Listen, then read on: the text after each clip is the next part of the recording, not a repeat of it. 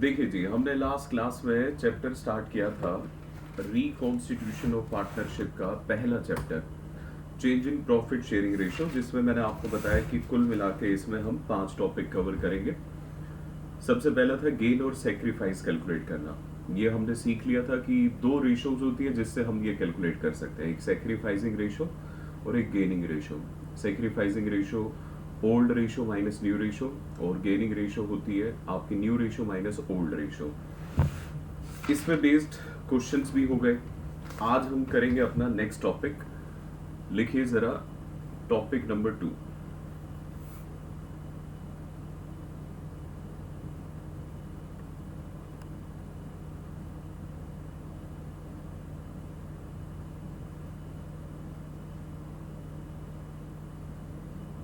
Second topic है हमारा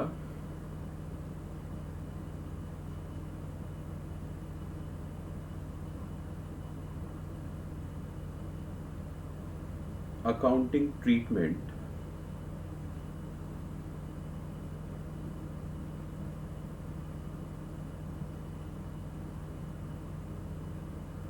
bracket में लिखिए जर्नल एंट्रीज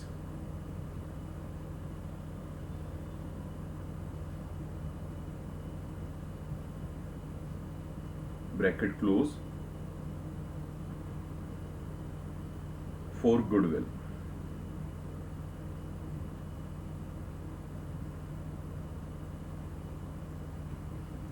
ठीक है जी,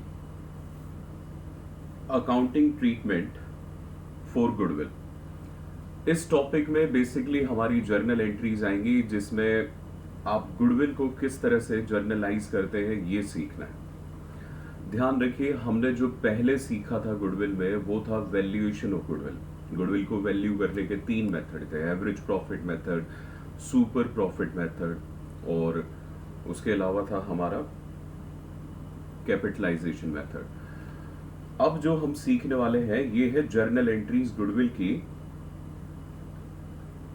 जब कभी भी चेंज इन पीएसआर होता है ऑन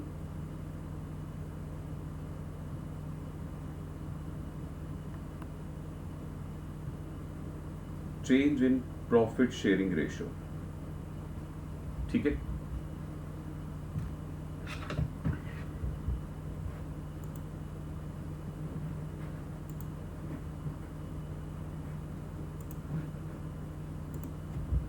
अब देखिए जरा ध्यान से।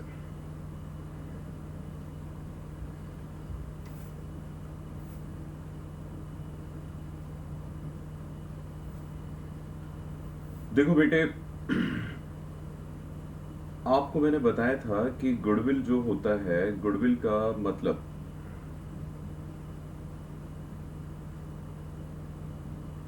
फ्यूचर प्रॉफिट्स होता है। हमने देखा भी था कि हम गुडविल में फ्यूचर के प्रॉफिट्स को ही वैल्यूअर निकालता था, ये हमने बात नोटिस भी की थी। अब अगर गुडविल फ्यूचर प्रॉफिट्स होते हैं तो इसमें अब एक बात जरा ध्यान से समझिए। एक फर्म है जिसमें 3 पार्टनर हैं, ए, बी और सी। इनके बीच में प्रॉफिट शेयरिंग रेशियो 2:1 थी। ठीक है जी। अब ये बेचारे बड़ी मेहनत करके एक कॉन्ट्रैक्ट लेकर आए थे, और वो कॉन्ट्रैक्ट इन्होंने पूरा भी कर दिया। उस कॉन्ट्रैक्ट से इनका प्रॉफिट हुआ है 9 लाख रुपीस, 9 लाख रुपए का। ठीक है जी। लेकिन ये वाला जो प्रॉफिट है ये अभी नहीं मिलेगा, ये मिलेगा अब से 3 महीने के बाद,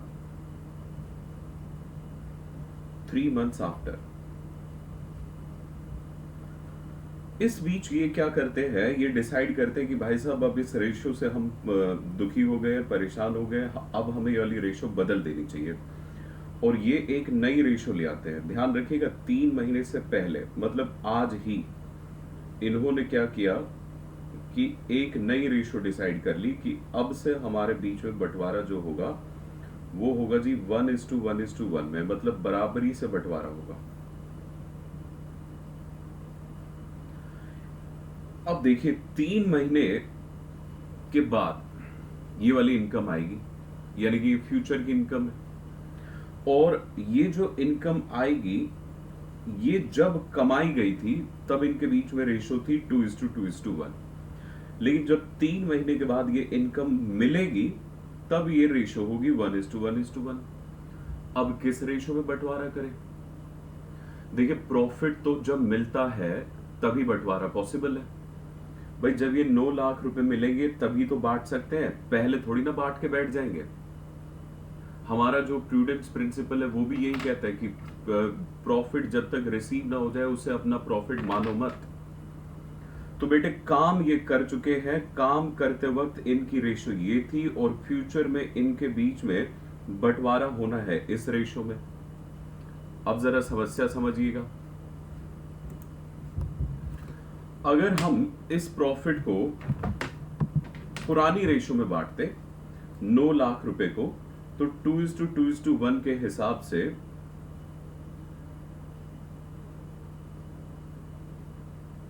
3,60,000 ए को मिलते, 3,60,000 बी को मिलते और 1,80,000 मिलते सी को। करेक्ट है जी? 3,60,000 ए को, 3,60,000 बी को और 1,80,000 मिलने थे सी को। लेकिन अब अगर इन्होंने रेशो बदली तो भविष्य में ये जो 9 लाख रुपए जब मिलेंगे तो ए के हिस्से में आएंगे 3 लाख, बी के हिस्से में आएंगे 3 लाख और सी के हिस्से में भी आएंगे 3 लाख। मतलब जब मैं काम कर रहा हूं तब उस वक्त पे अगर ये प्रॉफिट मिल जाता तो वो इस रेशो में बढ़ता, लेकिन ये फ्यूचर में मिलेगा, इसकी वजह से प्रॉफिट में देखिए डिफरेंस आ गया। ए और बी तो अपना सर पटक पटक के रोने लगेंगे।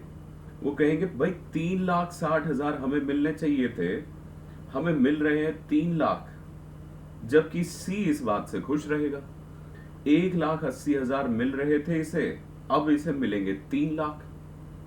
लेकिन ये बताइए जरा, क्या ये बात कहीं ना कहीं आपको गलत लग रही है या नहीं?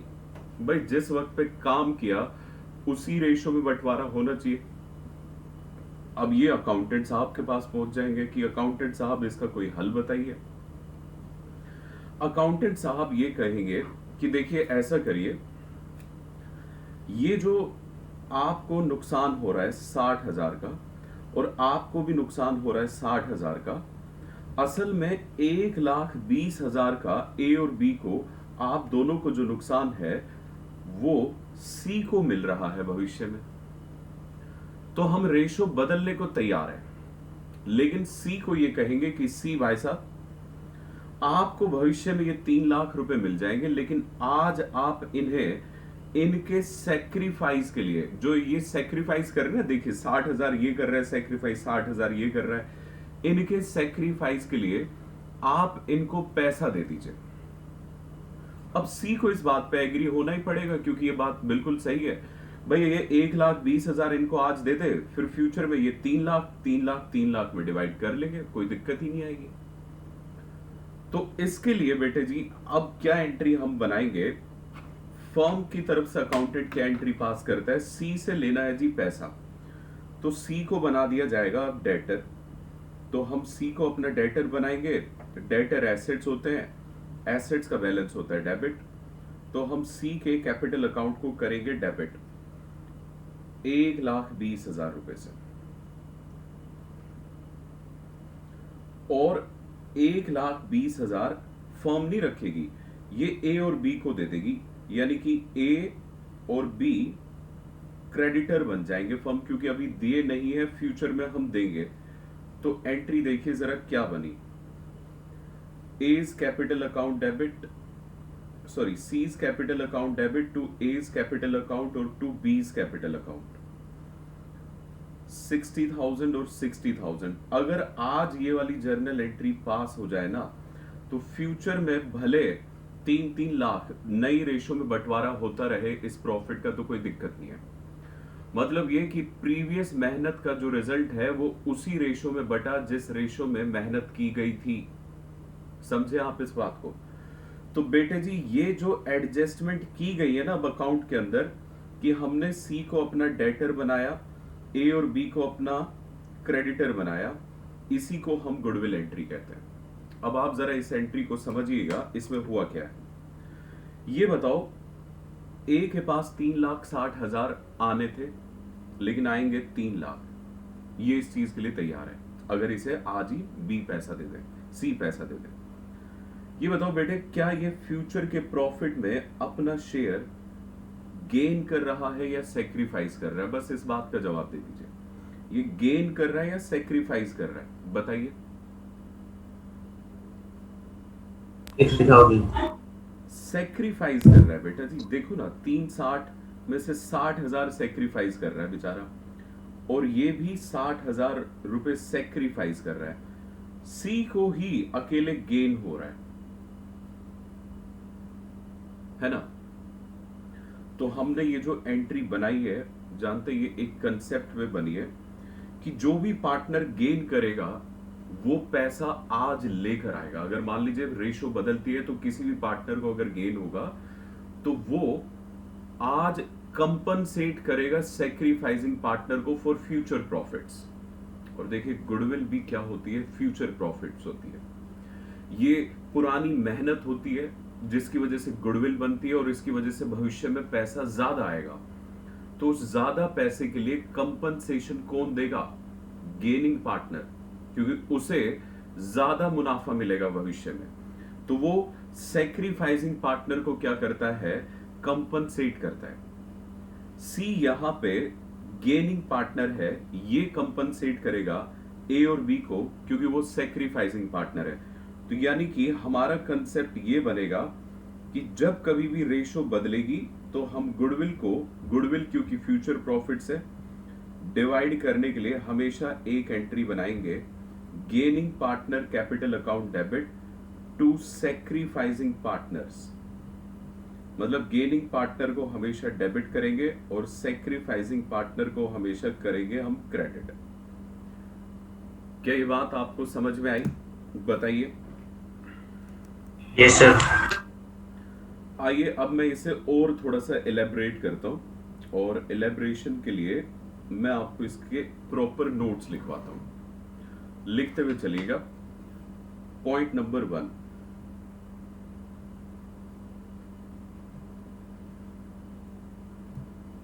लिखिएगा,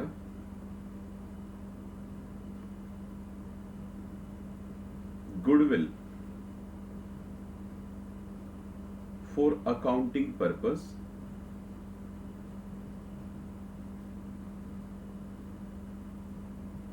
is of two types.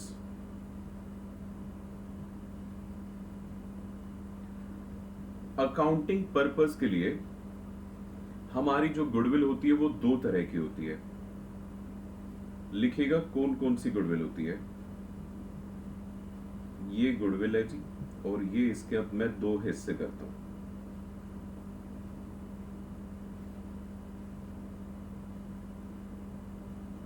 एक होती है goodwill purchase goodwill,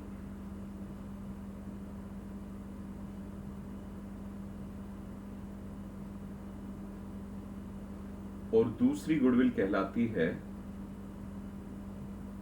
self generated goodwill.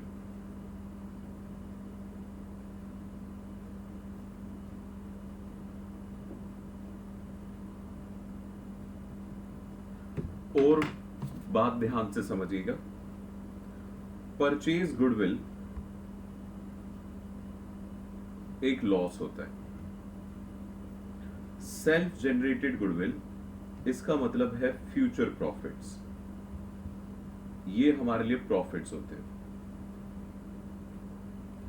ठीक है जी। और एक और बात इसमें लिखिएगा,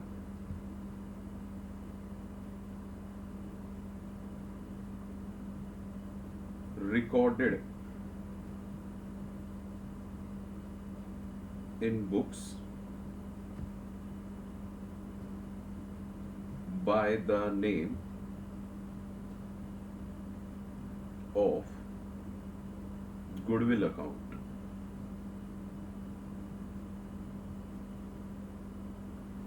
गुडविल अकाउंट को अंडरलाइन कीजिए और इन्वर्टेड कॉमा में रखिए। आगे समझिएगा। सेल्फ जनरेटेड गुडविल में सेकंड पॉइंट आप लिखिएगा, never recorded.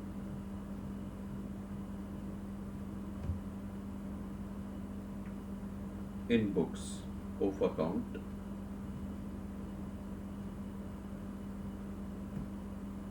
only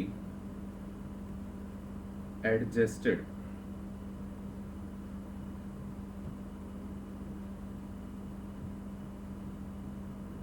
through capital account।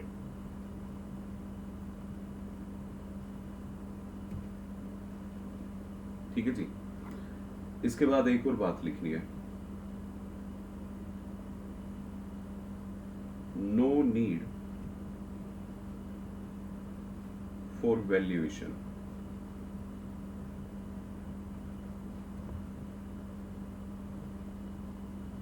Last point में क्या था? नो नीड फॉर वैल्यूएशन, और यहां लिखिए वैल्यूएशन रिक्वायर्ड।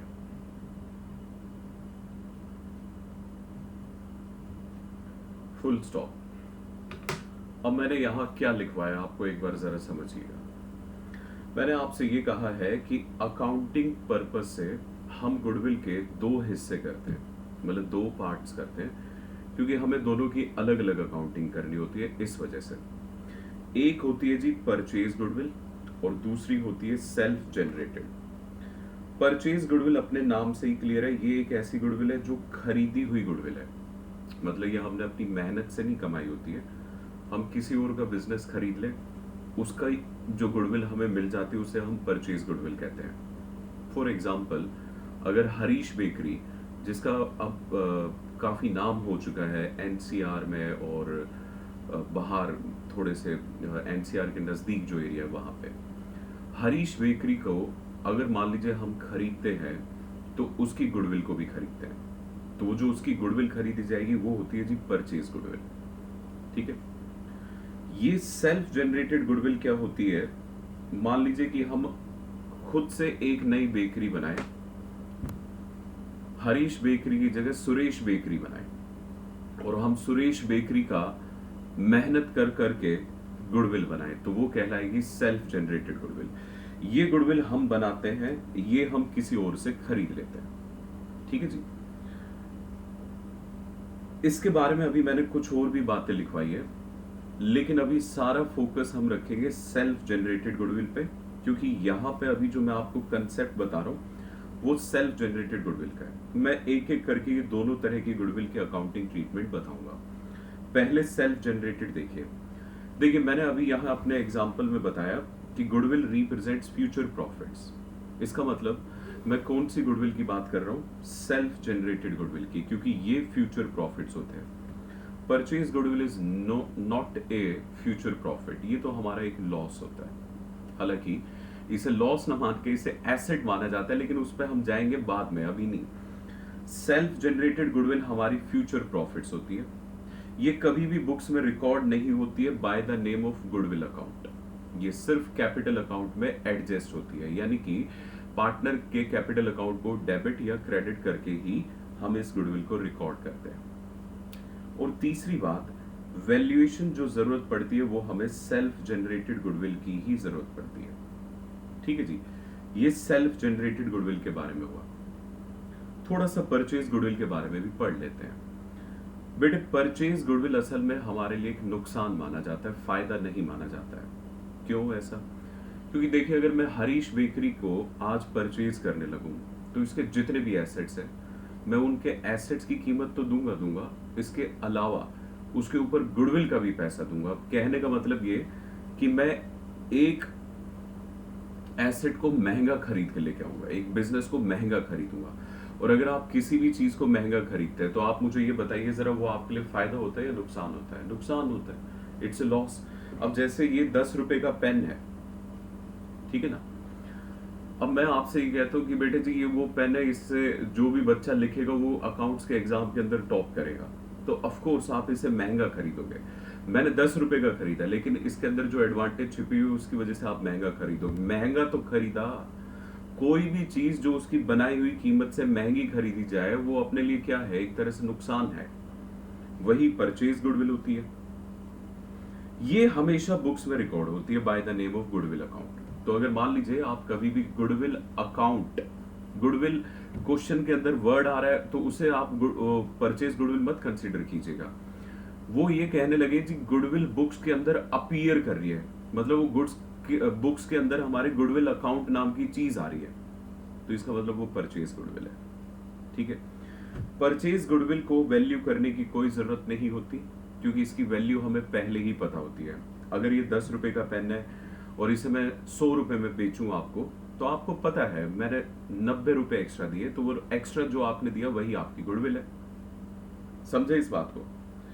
तो बेटे अभी जो मैं यहां पे आपको समझा रहा था, ये जो बात, ये मैं फ्यूचर प्रॉफिट्स वाली गुडविल के बारे में बता रहा था, यानी कि सेल्फ जनरेटेड गुडविल के बारे में। सेल्फ जनरेटेड गुडविल को हमेशा एडजस्ट किया जाएगा कैपिटल अकाउंट के थ्रू, और वो कैपिटल अकाउंट के थ्रू हम कैसे एडजस्ट करेंगे, हम एक एंट्री बनाएंगे जिसमें गेनिंग पार्टनर को हमेशा डेबिट और सेक्रीफाइसिंग पार्टनर को हमेशा क्रेडिट करेंगे, इस तरीके से। ठीक है जी। अब देखिए एक एक करके हम इनका अकाउंटिंग ट्रीटमेंट सीखेंगे। पहले हम करेंगे सेल्फ जनरेटेड गुडविल का अकाउंटिंग ट्रीटमेंट। लिखिए पॉइंट नंबर 2, अकाउंटिंग ट्रीटमेंट इस वाले टॉपिक में कहीं पे भी आएगा तो आपको मैं बार बार नहीं लिखवाऊंगा, आपको याद रखना है कि उसका सिर्फ एक ही मतलब है कि जर्नल एंट्रीज पास करनी है।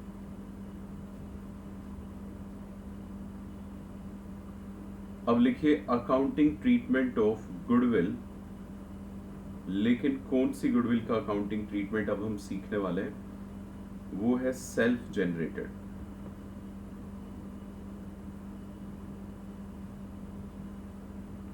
ठीक है जी। अकाउंटिंग ट्रीटमेंट का मतलब मैंने आपको बता दिया कि जर्नल एंट्री होगी। बस बेटे एक ही जर्नल एंट्री होगी हमेशा गुडविल के लिए। किसी भी तरह का क्वेश्चन आए, एक ही जर्नल एंट्री है, वो एक ही कंसेप्ट पे बेस्ड है। हम एक फॉर्मेट बनाएंगे पहले बिल्कुल छोटा सा, जिसमें हम उस जर्नल एंट्री को पास कर सके, करीब 5 या 6 लाइनों का। 6 तो ज्यादा हो जाएगी, 5 ही बहुत होंगी।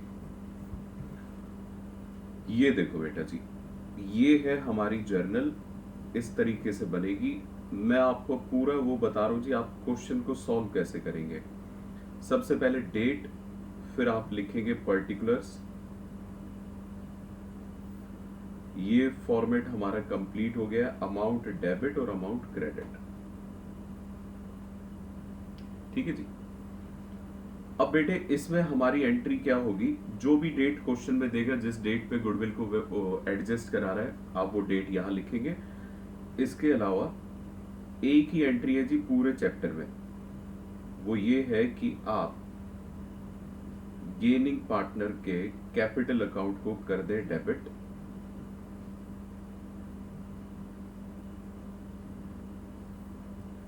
और सेक्रीफाइसिंग को कर दे क्रेडिट। मतलब हमारी एंट्री क्या बनी, gaining partners capital account debit to sacrificing partners capital account. और इसके लिए हम नरेशन लिखेंगे being goodwill adjusted on change in ratio. Narration भी फिक्स है, जर्नल एंट्री भी फिक्स है। ठीक है ना। अब हमें ये कैसे पता चलेगा कि कौन पार्टनर गेन कर रहा है और कौन पार्टनर सेक्रीफाइस कर रहा है। अब हम बार बार इस तरीके से तो निकालेंगे नहीं जी कि भैया फ्यूचर का जो प्रॉफिट है उसे इस तरह पहले अमाउंट में डिवाइड करो और फिर एंट्री बनाओ, इस तरह से काम नहीं करेंगे। हम गेन और सेक्रीफाइस एक और तरीके से कैलकुलेट कर सकते हैं, जो तरीका कल मैंने आपको बताया था।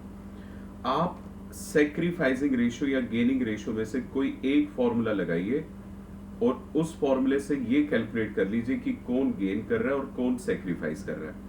फिर आपको पता चल जाएगा जी किसे डेबिट करना है और किसे क्रेडिट करना है। वर्किंग नोट में आएंगे और यहां पे हम लिखेंगे कैलकुलेशन ऑफ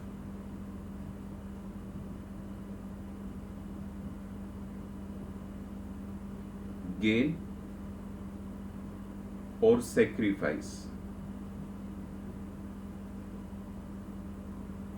बाय पार्टनर्स।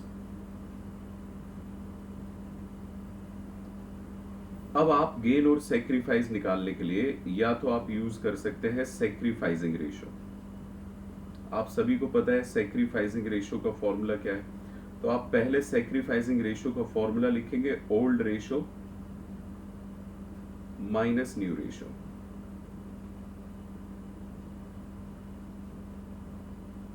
ठीक है जी।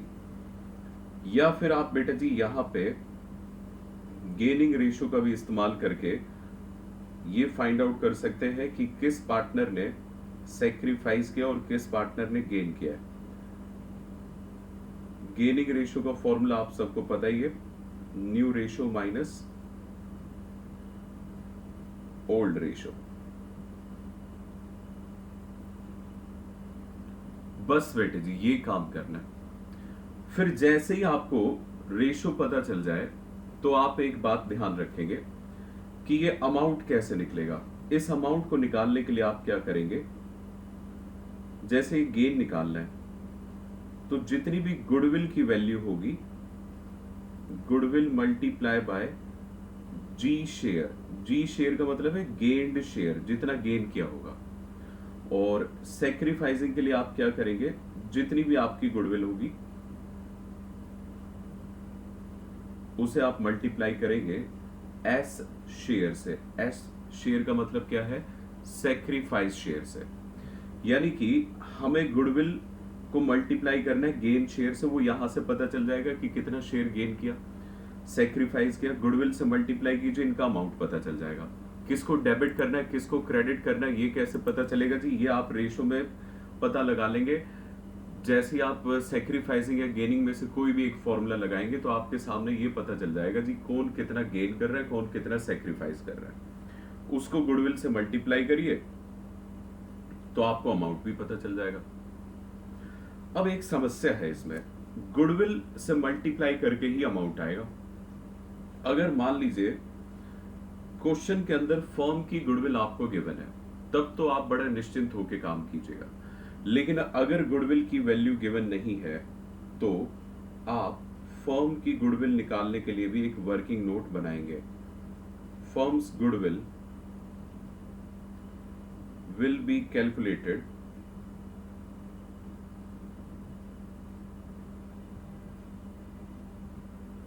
if not given।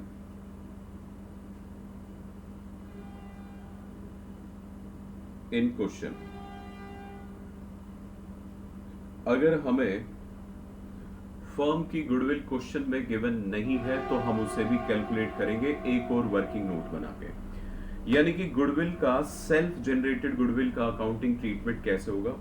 पहले एक जर्नल का फॉर्मेट बना लीजिए जिसमें याद रखिएगा कि हमेशा बस एक ही एंट्री होगी कि आप गेनिंग पार्टनर को डेबिट करेंगे और सेक्रीफाइसिंग पार्टनर को क्रेडिट करेंगे। करेक्ट। दूसरा, आप ये कैसे पता लगाएंगे जी कौन गेन कर रहा है कौन सेक्रीफाइस कर रहा है। तो उसके लिए आपको पता ही है कि आप गेन और सेक्रीफाइस निकालना जानते हैं। तो आप सेक्रीफाइसिंग या गेनिंग रेशो में से कोई एक रेशो लगाइए। हम अपनी क्लास के लिए एक कॉमन रेशो रख लेते हैं। हम हर क्वेश्चन में सेक्रीफाइसिंग रेशो लगाएंगे इंस्टेड ऑफ गेनिंग रेशो। हालांकि आप गेनिंग भी लगाएं तब भी आंसर सेम आएगा, बट कॉमन रखने के लिए हम सेक्रीफाइसिंग रेशो का यूज करेंगे। फिर हम अमाउंट, जैसे ये सेक्रीफाइसिंग रेशो लगाएंगे ना तो हमें ये पता चल जाता है जी कौन पार्टनर गेन कर रहा है और कौन पार्टनर सेक्रीफाइस। उसके बाद आप क्या करेंगे, गेन और सेक्रीफाइसिंग पार्टनर को डेबिट और क्रेडिट कर देंगे। अमाउंट के लिए गुडविल को मल्टीप्लाई करेंगे जितना भी शेयर उन्होंने गेन किया होगा। यानी कि हमें गुडविल का भी अमाउंट पता होना चाहिए। ना पता हो तो फिर वो जो हमारे 3 मेथड्स हैं उसका डाटा क्वेश्चन में गिवन होगा, हम उसके हिसाब से काम करेंगे। इसे हम एक एग्जांपल से समझते हैं जिससे हमारी थोड़ी सी क्लियरिटी बढ़ेगी। तो लिखिए जरा एक example. Example 1, A, B and C are partners.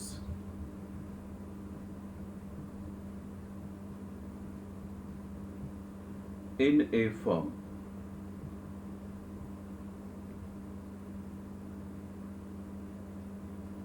Having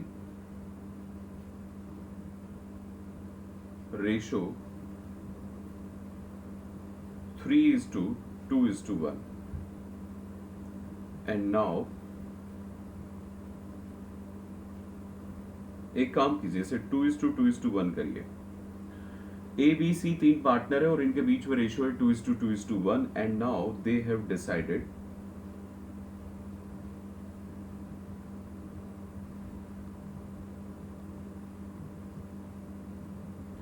to share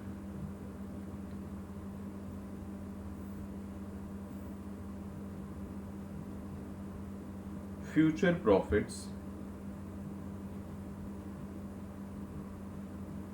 equally. अब इन्होंने ये तय किया जी हम फ्यूचर के जितने भी प्रॉफिट्स होंगे उसे इक्वली डिवाइड करेंगे आपस में, करेक्ट। इस पर्पस के लिए, for this purpose,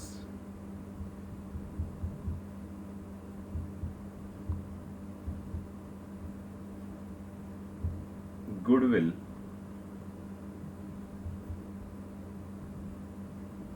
was valued at ₹9 lakhs। इस पर्पस के लिए गुडविल को हमने वैल्यू करा है और गुडविल की वैल्यू क्या आई है, 9 लाख रुपए। आपको जर्नल एंट्री पास करनी है for goodwill, pass journal entry for goodwill. इस तरीके से एक फुल फ्लेज क्वेश्चन आएगा। हालांकि मैं यहाँ पे जितना भी डेटा ले रहा हूँ ये वही ले रहा हूँ जो मैंने आपको क्लास की शुरुआत में बताया था। ए बी सी 3 पार्टनर थे, इनके बीच में रेशियो 2:2:1 थी। नई रेशियो इनके बीच में इक्वल हो गई थी। देखिए जरा, यही तो हमने लिया था अभी यहाँ पे एग्जाम्पल।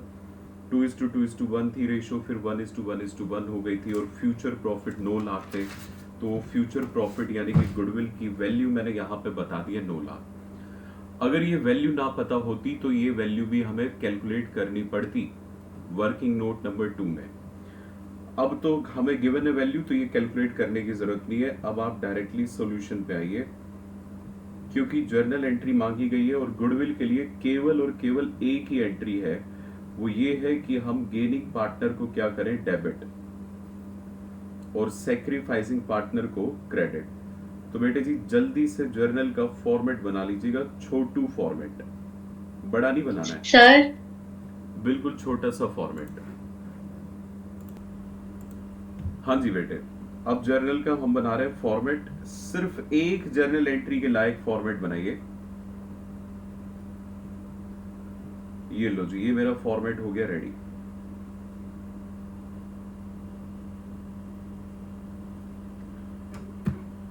फॉर्मेट के बाद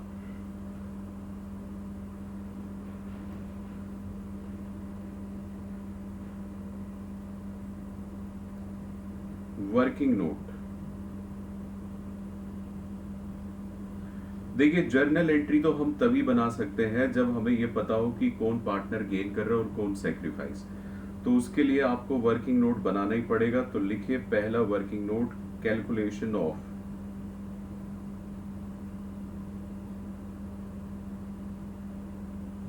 गेन और सैक्रिफाइस।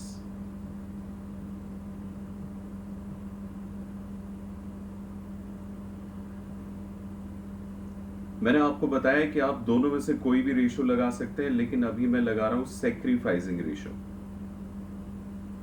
मैं आपको एक क्वेश्चन गेनिंग रेशियो से भी करा दूंगा। सैक्रिफाइसिंग रेशियो का फॉर्मूला हम सबको पता है जी, क्या होता है, ओल्ड रेशियो माइनस में न्यू रेशियो।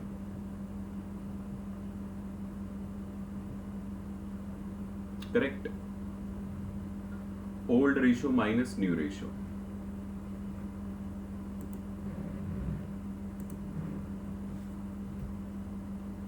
तो अब जरा देखिएगा, हमें 3 पार्टनर की सैक्रिफाइसिंग रेशियो निकालनी है, ए बी और सी। ए भाई साहब का अगर हम ओल्ड रेशो बात करें तो वो है 2/5, बी की भी 2/5 और सी की है 1/5। माइनस करेंगे इसमें से न्यू रेशो, नई रेशो में इक्वली आ रही है जी, 1:1:1, यानी कि न्यू रेशो 1/3, 1/3 और 1/3। एलसीएम ले लीजिए, एलसीएम लेंगे तो ये आएगा 15 और ये हो जाएगा 6 - 5, यानी कि 1/15 पॉजिटिव। इसका मतलब ये भाई साहब क्या कर रहे हैं, सेक्रीफाइस। यहां पे हम लिख देंगे ब्रैकेट में सेक्रीफाइस, या फिर आप एस भी लिख सकते हैं। फिर देखिएगा बी का एलसीएम लेंगे तो ये आएगा 15 और ये भी 6 - 5 करेंगे तो ये भी बनेगा 1/15। इसका मतलब बी ने भी क्या किया, सेक्रीफाइस। अब आइए सी पर, सी का 15 आ रहा है जी एलसीएम।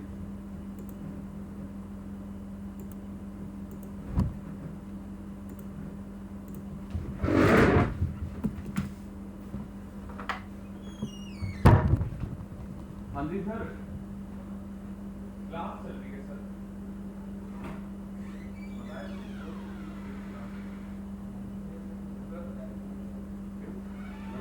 दो बजे से क्लास होगी।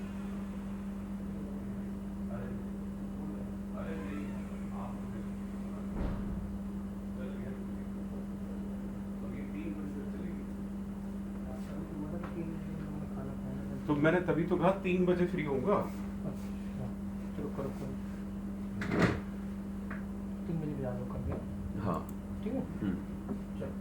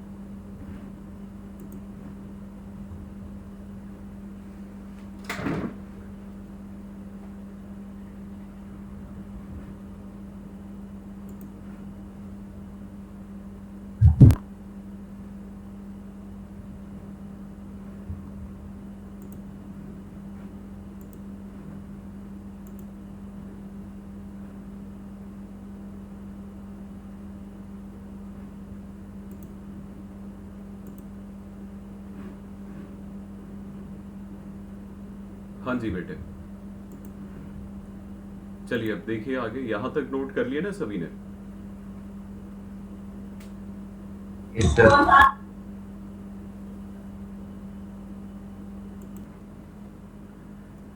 बेटे इसे सॉल्व करने पे देखिए क्या आएगा, 1/5 - 1/3 करेंगे तो ये आ जाएगा माइनस का 2/15। ठीक है, मतलब ये क्या कर रहा है जी, गेन कर रहा है। अब देखिए हमारी एंट्री क्लियर है। एंट्री इसमें क्या होगी, जो गेनिंग पार्टनर है आप उसे क्या करेंगे, डेबिट, और जो सेक्रीफाइसिंग पार्टनर है उसे हम करेंगे क्रेडिट। अब ये एंट्री मैंने कर दी, ठीक है जी, ताकि थोड़ा सा जल्दी काम हो। देखिएगा एंट्री क्या हुई, सी को डेबिट करना था, C's capital account debit, A और B credit, to A's capital account और टू बीज कैपिटल अकाउंट। अब बेटे जी इन्होंने कितना गेन और कितना सेक्रीफाइस किया, अमाउंट कैसे पता चलेगा। देखिए पूरे फर्म की गुडविल है 9 लाख, मैंने आपको बताया था, आप उसे मल्टीप्लाई कीजिए जितना ये गेन और सेक्रीफाइस कर रहे हैं। जैसे यहाँ पे ए सेक्रीफाइस कर रहा है जी 1/15, तो 9 लाख का 1/15 करेंगे तो वो आएगा 60,000। बी भी सेक्रीफाइस कर रहा है 1/15, 9 लाख का 1/15 अगेन 60,000, और सी भाई साहब गेन कर रहे हैं 2/15, तो 9 लाख का 2/15 करिए तो 1,20,000। ये असल में वही एग्जाम्पल था जो हमने शुरुआत में क्लास में लिया था। आप मुझे अब एक बात बताइए ज़रा, चेक करें कि क्या आंसर वही आ रहा है या नहीं आ रहा है। ये देखो, ये देखो जी, क्या आंसर हमारा सेम आ रहा है। सी डेबिट हुआ, ए और बी क्रेडिट हुए 120 और 60 एंड 60,000 से। यस बेटा, आंसर तो सेम आना ही था, मैथमेटिक्स है।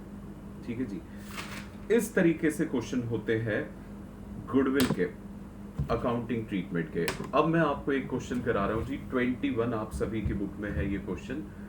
इस क्वेश्चन में हमें गुडविल को भी वैल्यू करना होगा, ठीक है, और मैं इसे फास्ट कराऊंगा क्योंकि ये मैंने सॉल्व कर लिया है।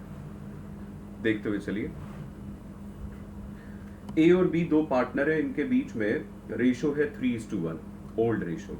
अब इन्होंने ये तय किया कि 1 अप्रैल 2021 से इनके बीच में प्रॉफिट शेयरिंग रेशो 5:3 होगी, यानी कि न्यू रेशो। गुडविल जो वैल्यू की गई है वो 2 year purchase of average 3 year profits के बेसिस पे की गई है। मतलब 2 ईयर परचेज है और पिछले 3 साल के एवरेज लेने हैं। Profits for the year ending 31 March 2019, 20 and 21, पिछले 3 साल के प्रॉफिट्स भी हमें बता दी गए और इससे हम एवरेज करेंगे 3 साल की तो एवरेज प्रॉफिट आ जाएगा, इनटू में नंबर ऑफ ईयर परचेज करेंगे तो गुडविल आ जाएगी। यानी कि हमें एक और वर्किंग नोट की जरूरत पड़ेगी इसमें गुडविल की। जल्दी से शुरू हो जाइए। सबसे पहला काम वही जर्नल का फॉर्मेट, ये देखिए, हालांकि मैंने ये सॉल्व कर दिया। तो ये रहा जी जर्नल का फॉर्मेट, ठीक है। पहला वर्किंग नोट हमारा वही होगा, गेन और सेक्रीफाइस कैलकुलेट करना। इस बार मैं इसे गेनिंग रेशियो से कैलकुलेट कर रहा हूं ताकि आपको ये तसल्ली रहे कि गेनिंग और सेक्रीफाइसिंग से दोनों आंसर सेम आते हैं। एक चेक भी हो जाएगा, करिए। गेनिंग रेशियो का फॉर्मूला क्या होता है, new ratio minus old ratio. अब ए और बी दो पार्टनर थे, इनकी न्यू रेशियो, ए की 5/8 है जी और बी की है 3/8। ओल्ड रेशियो 3:1 थी, यानी कि 3/4 ए का पुराना शेयर और बी का 1/4 पुराना शेयर। एलसीएम ले लीजिए, 8 एलसीएम आएगा, 5 - 6 यानी कि -1/8। गेनिंग रेशियो से अगर आंसर नेगेटिव में आ गया तो इसका मतलब ये पार्टनर सेक्रीफाइस कर रहा है, ब्रैकेट में लिख दीजिए एस, यानी कि सेक्रीफाइसिंग पार्टनर है। दूसरा पार्टनर 3/8 - 1/4, अगेन एलसीएम आएगा 8 और सॉल्व करेंगे तो ये हो जाएगा जी 3 - 2 यानी कि 1/8 पॉजिटिव, और ये कर रहा है गेन। अब देखिए यहां से हमारी एंट्री तो बन जाती है, बी को डेबिट होना चाहिए और ए को क्रेडिट। तो मैंने पहले डेट लिखी, दूसरी लाइन में ही आपके क्वेश्चन में डेट गिवन है। डेट क्या है, 1 अप्रैल 2021। आप जरा ध्यान से पढ़िए, उसमें साफ साफ कहा गया है कि it was decided that with effect from 1 April 2021 profit sharing ratio will be 5:3। तो बेटे ये जो डेट गिवन है ना 1 अप्रैल 2021, इस दिन रेशियो बदली है, तो यही डेट आपको यहाँ लिखनी है। B's capital account debit to A's capital account.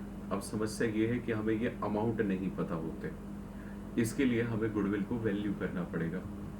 और गुडविल के लिए इसने कहा है कि एवरेज प्रॉफिट इनटू में नंबर ऑफ ईयर परचेज करके आप गुडविल निकालिए। तो फॉर्मूला लिख दीजिए, goodwill is equal to average profit multiply by number of year purchase. Number of year purchase है 2, एवरेज प्रॉफिट कैसे आएगा जी, total profit divided by number of years. पिछले 3 साल के प्रॉफिट का टोटल करिए, 3 साल के प्रॉफिट है 36,000, 32,000 एंड 40,000 रिस्पेक्टिवली, 1,08,000 बनेगा। डिवाइड बाय 3 इंटू में 2 करिए, 72,000 गुडविल की वैल्यू आ जाएगी। अब देखिए 72,000 में ए ने कितना सेक्रीफाइस किया, 1/8 यानी कि 9,000, और बी ने कितना गेन किया, 1/8 यानी कि 9,000। दोनों में 9,000 लिख दीजिए, क्वेश्चन हुआ खत्म। आई होप कि आपको ये समझ में आया होगा। बेटे जी गुडविल के ज्यादा क्वेश्चंस नहीं है इस चैप्टर में, ठीक है। मैंने अभी तक आपको गुडविल कराई है सेल्फ जनरेटेड, नेक्स्ट क्लास में मैं आपको कराऊंगा परचेज गुडविल। आपको अब मैं होमवर्क दे रहा हूं, होमवर्क में आप करिए क्वेश्चन नंबर 22 और क्वेश्चन नंबर 23, ये आपको होमवर्क में करना है, ओके। तो आज की क्लास बस यहीं पे है, नेक्स्ट क्लास में will be covering purchase goodwill. Okay बेटा जी, bye bye and take care of your self.